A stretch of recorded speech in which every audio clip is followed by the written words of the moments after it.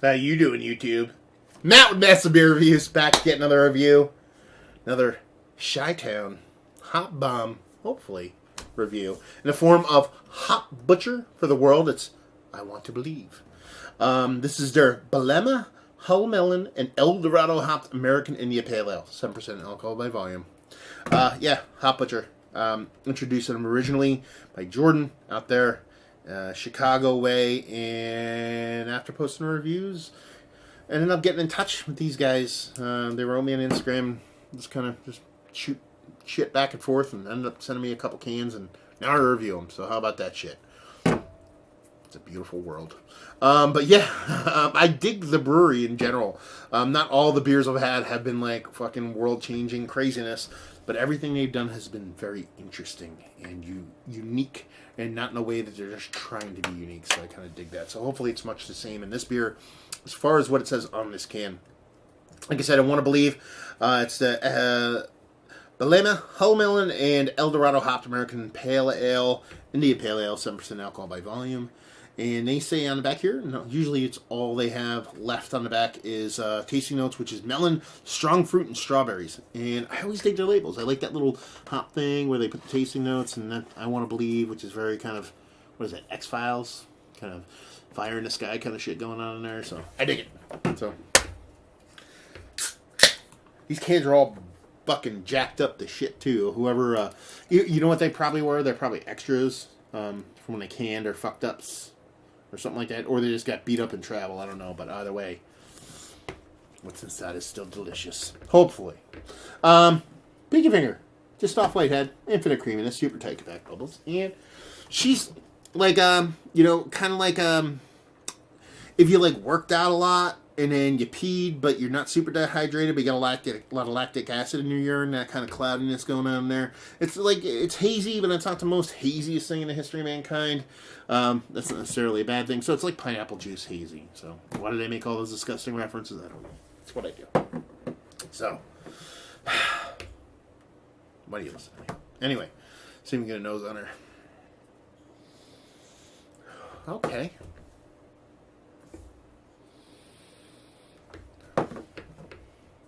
That's unique.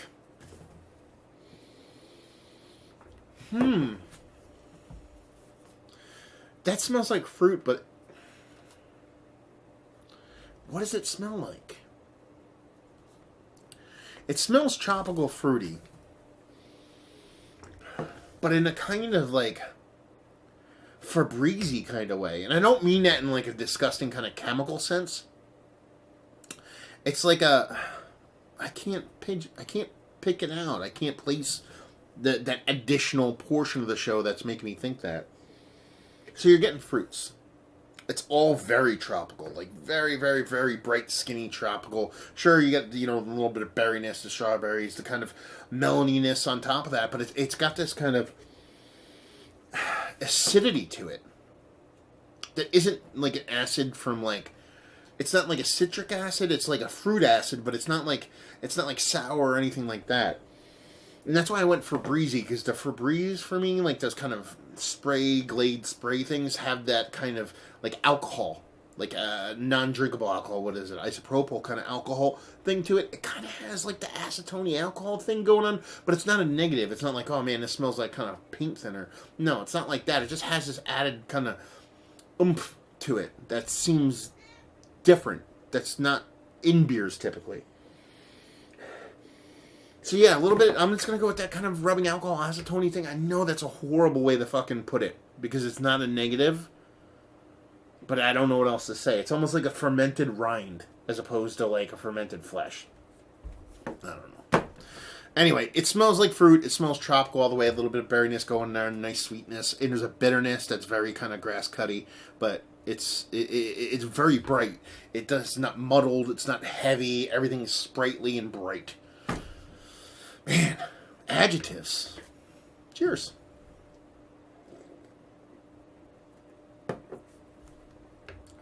Yeah. It does have that, like, that, it's, I'm going to go medicinal because acetone sounds way worse than medicinal. Kind of hop to it. it's almost like the medicinal portion is coming from a dry hopping greenness as opposed to like an alcohol like yeasty thing.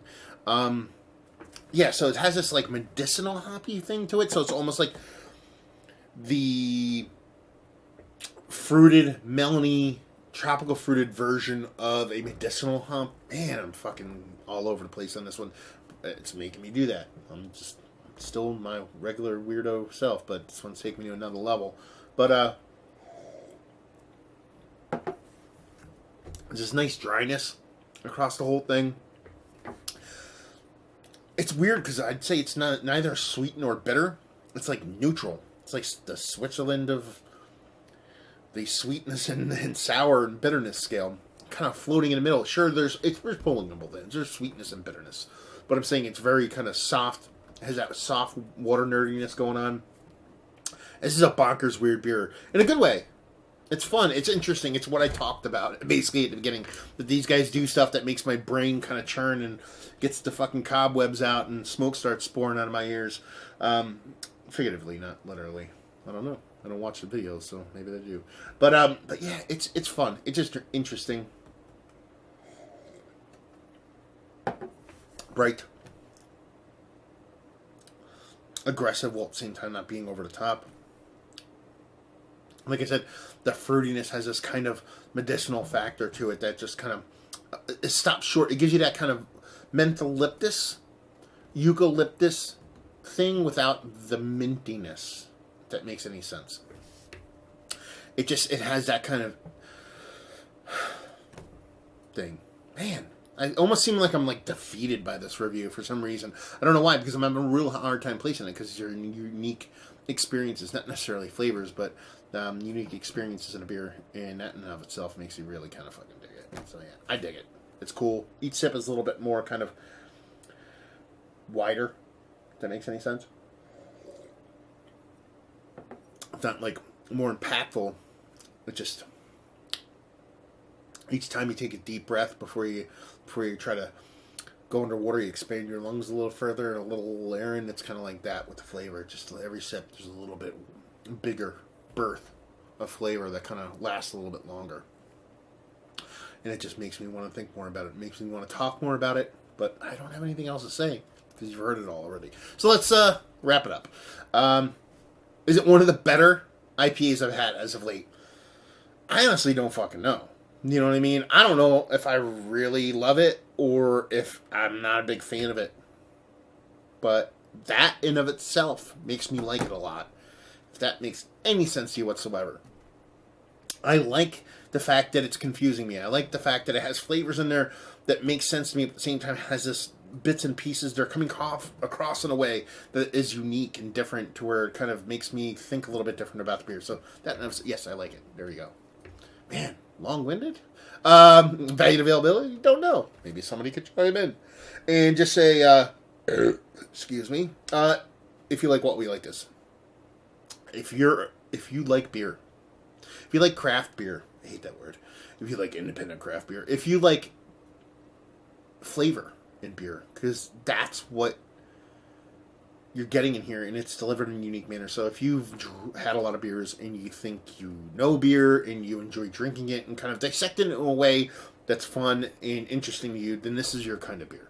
Because that's what you're going to get here. You're going to get something that will actually make you think, make you want to talk about it, make you want to kind of figure out what's going on, while at the same time confuse the shit out of you and make you have fun. So there you go. Another review in the books. Hopefully you guys enjoyed the review. If you didn't, anywhere in between, down there, words and stuff and things. Facebook, Twitter, Instagram, Untapped, Massive Beers, all four of those places if you want to check this dude out somewhere else. Unless you want to check me out in the audio podcast world. How about that? Yes, podcasts. I'm going to be doing that stuff again. I did one a while ago with my buddy Joe, a little Love Beer Radio. But when I was doing that before and after, I was doing a podcast on a local radio show. It was called Beer Geeks Radio Hour. Horrible name. Great show. Tons of brewer interviews. Over 100. Everybody, if you name the brewer, most likely we've had him on. You sure we've missed a couple? We're going to get a couple soon in the future. But I re-uploaded all those, changed the name for a multitude of reasons. But the name of that podcast is now Beer Massive. Beer, you know how to spell that. And then Massive, M-A-S-S-I-F. It is on iTunes, Stitcher, all that stuff. You can go in there, follow, subscribe, rate, all that stuff. 5 stars, baby.